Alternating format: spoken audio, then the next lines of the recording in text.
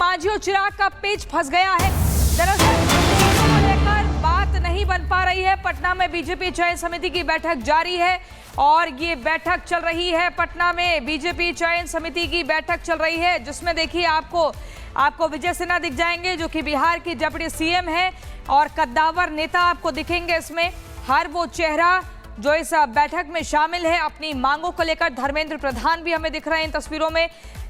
बड़ी खबर मैं आपको बता रही हूं, एनडीए में सीट शेयरिंग पर बोले जीतन राम मांझी। जीतन राम मांझी ने भी इस पर चुप्पी तोड़ते हुए सीट शेयरिंग पर अपना बयान दिया। कहा कि एनडीए का फर्ज हमारा अपमान ना होने दे। हमें 15 सीट चाहिए ताकि 7 से 8 सीट जीते। 15 सीट से कम मिलने पर चुनाव नहीं लड़ेंगे। एनडीए से अलग होने का सवाल ही नहीं। तो एक तरफ अलग नहीं होंगे, दूसरी तरफ कह रहे हैं कि एनडीए हमारा सम्मान रखे। इलेक्शन कमेटी के लोग गए, कमीशन के लोग, इन लोगों ने सभी पॉलिटिकल पार्टियों को बुलाया, तो हमें नहीं बुलाया गया, इसलिए कि हम निबंधित पार्टी थे। तो ये अपमान का घूंट कितना दिन सह के रहेंगे। और जिसका एक विधायक नहीं है वो अपने को बड़ा समझता है, जिसको 1-2 विधायक है जो अपने को बड़ा समझ रहा है और क्या क्या मांगता है वो मैंने नहीं करना चाहता। हर समय हम एनडीए को साथ देते हैं, लेकिन एनडीए का भी फर्ज बनता है कि जीतन मांझी को अपमानित न होने दें। इसलिए अभी हमने कहा है कि लास्ट इलेक्शन में जो असेंबली का हुआ था, हमको 7 सीटें मिली थी, हम 4 पर चुनाव जीते थे, यानी 60% मेरा स्कोरिंग रेट था। बहुत लोगों को तो 50, 40, 30% था। हम आज वही कह रहे हैं कि हमको इतना सीट दीजिए कि 60% स्कोरिंग सीट लावें, तो 8 सीट जीत के आवें। इसका मतलब कि 8 दूनी 16 नहीं तो 15 सीट अगर हमको मिलती है तो हम 8 और 9 सीट जीत लेंगे। अगर 15 सीट नहीं मिलती है तो कहने का मतलब हम निबंधित पार्टी ही रह जाएंगे। तो चुनाव लड़ने से क्या फ़ायदा है? हम चुनाव नहीं लड़ेंगे। हम नरेंद्र मोदी जी के चहेते हैं, उनके चेला हैं। जो नरेंद्र मोदी जी का इशारा होगा, एनडीए का होगा, उसके लिए हम रात दिन एड़ी चोटी का पसीना एक करें। वरिष्ठ सहयोगी प्रकाश जी पटना से हमारे साथ जुड़ गए हैं। प्रकाश जी, जीतन राम मांझी को सुन रहे थे, उन्होंने पूरा गणित बता दिया है कि वो जो मांग रख रहे हैं नंबर की, वो मिलना क्यों जरूरी है। अपने सम्मान, अपने वर्चस्व के लिए वो चाहते हैं। वो कह रहे हैं एनडीए के साथ रहेंगे, लेकिन अपमान का घूंट कितना पिएंगे, हमारा सम्मान रखा जाए।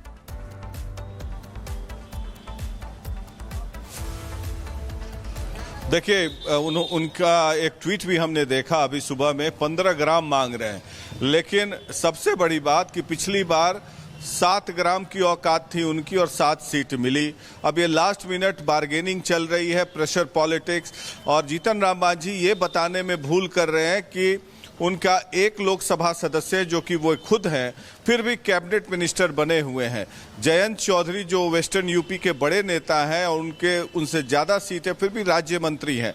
तो ये सब चीज़ जीतन राम मांझी भूल जाते हैं। बहरहाल ये लास्ट मिनट बार्गेनिंग टैक्टिक्स है, वही चिराग पासवान भी कर रहे हैं। 40 से 45 सीट मांग कर रहे हैं। और सबसे बड़ी बात कि बढ़िया सीट मांग कर रहे हैं, जो जेडीयू बीजेपी की जीती हुई सीटें हैं। क्योंकि उसके पीछे का राज ये है कि इन जैसे जो रीजनल पार्टीज हैं, जो जीतन राम मांझी या चिराग पासवान की पार्टी, ये ज़्यादातर जनरल सीटों की मांग करते हैं, जबकि इनका प्रतिनिधित्व जो आधार वोट है वो दलित समुदाय में है।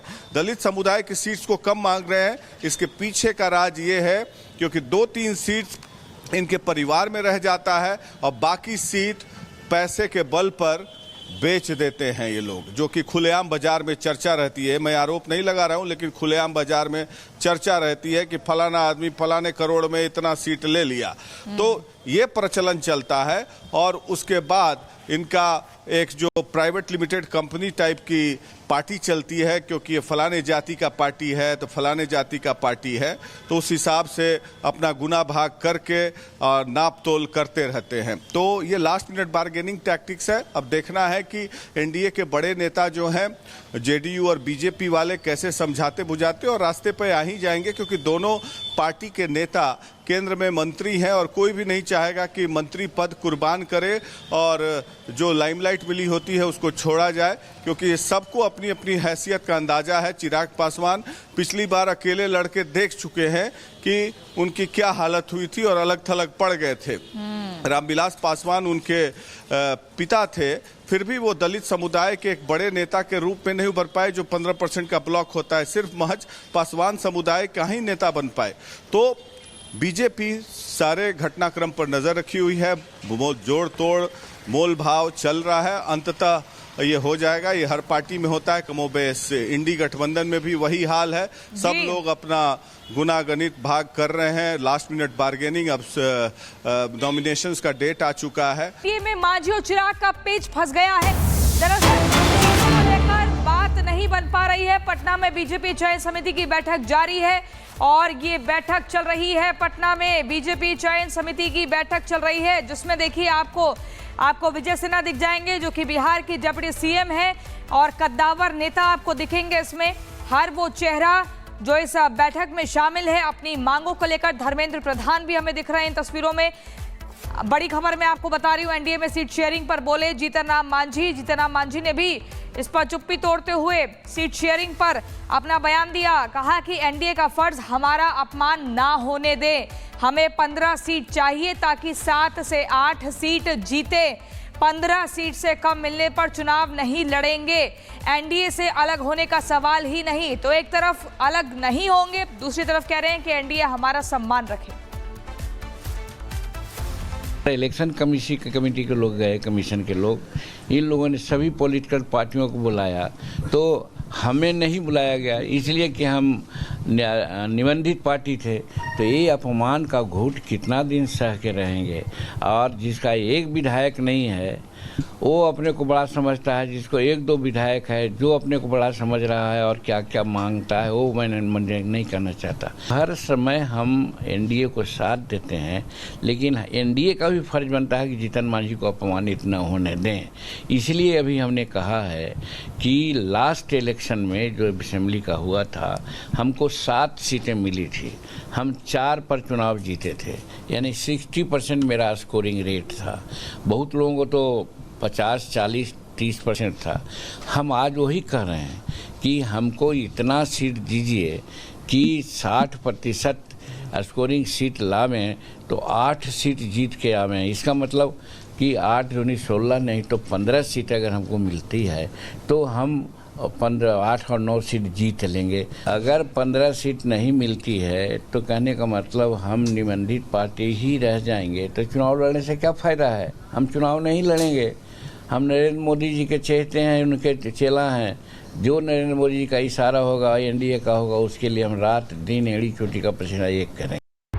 वरिष्ठ सहयोगी प्रकाश जी पटना से हमारे साथ जुड़ गए हैं। प्रकाश जी, जीतन राम मांझी को सुन रहे थे, उन्होंने पूरा गणित बता दिया है कि वो जो मांग रख रहे हैं नंबर की, वो मिलना क्यों जरूरी है।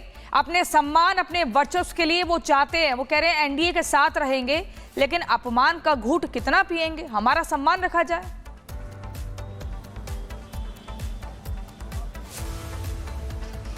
देखिए, उनका एक ट्वीट भी हमने देखा अभी सुबह में, 15 ग्राम मांग रहे हैं। लेकिन सबसे बड़ी बात कि पिछली बार 7 ग्राम की औकात थी उनकी और 7 सीट मिली। अब ये लास्ट मिनट बार्गेनिंग चल रही है, प्रेशर पॉलिटिक्स। और जीतन राम मांझी ये बताने में भूल कर रहे हैं कि उनका एक लोकसभा सदस्य, जो कि वो खुद हैं, फिर भी कैबिनेट मिनिस्टर बने हुए हैं। जयंत चौधरी जो वेस्टर्न यूपी के बड़े नेता हैं और उनसे ज़्यादा सीटें, फिर भी राज्य मंत्री हैं। तो ये सब चीज़ जीतन राम मांझी भूल जाते हैं। बहरहाल ये लास्ट मिनट बार्गेनिंग टैक्टिक्स है, वही चिराग पासवान भी कर रहे हैं। 40 से 45 सीट मांग कर रहे हैं और सबसे बड़ी बात कि बढ़िया सीट मांग कर रहे हैं, जो जेडीयू बीजेपी की जीती हुई सीटें हैं। क्योंकि उसके पीछे का राज ये है कि इन जैसे जो रीजनल पार्टीज हैं, जो जीतन राम मांझी या चिराग पासवान की पार्टी, ये ज़्यादातर जनरल सीटों की मांग करते हैं, जबकि इनका प्रतिनिधित्व जो आधार वोट है वो दलित समुदाय में है। दलित समुदाय की सीट्स को कम मांग रहे हैं। इसके पीछे का राज ये है क्योंकि 2-3 सीट इनके परिवार में रह जाता है और बाकी सीट पैसे के बल पर बेच देते हैं ये लोग, जो कि खुलेआम बाजार में चर्चा रहती है। मैं आरोप नहीं लगा रहा हूं, लेकिन खुलेआम बाजार में चर्चा रहती है कि फलाना आदमी फलाने करोड़ में इतना सीट ले लिया। तो ये प्रचलन चलता है और उसके बाद इनका एक जो प्राइवेट लिमिटेड कंपनी टाइप की पार्टी चलती है, क्योंकि ये फलाने जाति का पार्टी है तो फलाने जाति का पार्टी है, तो उस हिसाब से अपना गुना भाग करके और नाप तोल करते रहते हैं। तो ये लास्ट मिनट बार्गेनिंग टैक्टिक्स है। अब देखना है कि एनडीए के बड़े नेता जो हैं जेडीयू और बीजेपी वाले कैसे समझाते बुझाते और रास्ते पे आ ही जाएंगे, क्योंकि दोनों पार्टी के नेता केंद्र में मंत्री हैं और कोई भी नहीं चाहेगा कि मंत्री पद कुर्बान करे और जो लाइमलाइट मिली होती है उसको छोड़ा जाए, क्योंकि सबको अपनी अपनी हैसियत का अंदाजा है। चिराग पासवान पिछली बार अकेले लड़के देख चुके हैं कि उनकी क्या हालत हुई थी और अलग थलग पड़ गए थे।